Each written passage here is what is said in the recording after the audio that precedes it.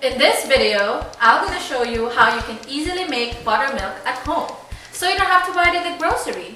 It only needs 2 ingredients. Also, stay tuned at the end of this video and I will show you how you can store it properly. Hi everyone, my name is Lerrie and welcome to my kitchen. First, I would like to thank you so much for watching, and if you haven't, don't forget to subscribe. That will help me tremendously.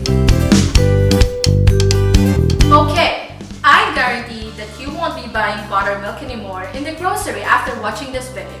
It will save you time and money.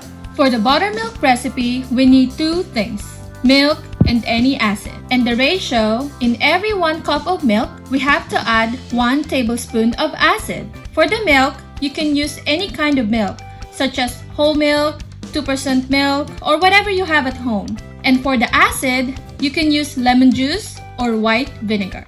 My favorite combo is whole milk and lemon juice because we always have it in our kitchen.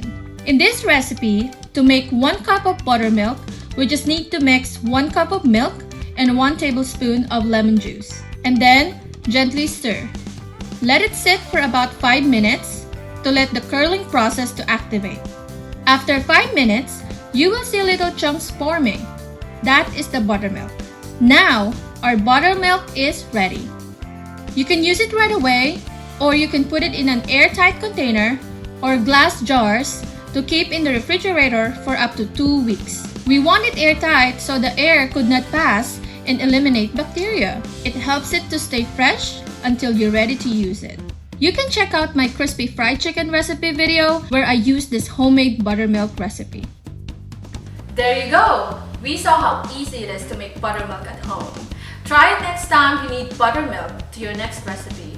I guarantee it is foolproof. If you enjoyed this recipe, don't forget to click that like button and consider subscribing for more quick and easy home cooking ideas.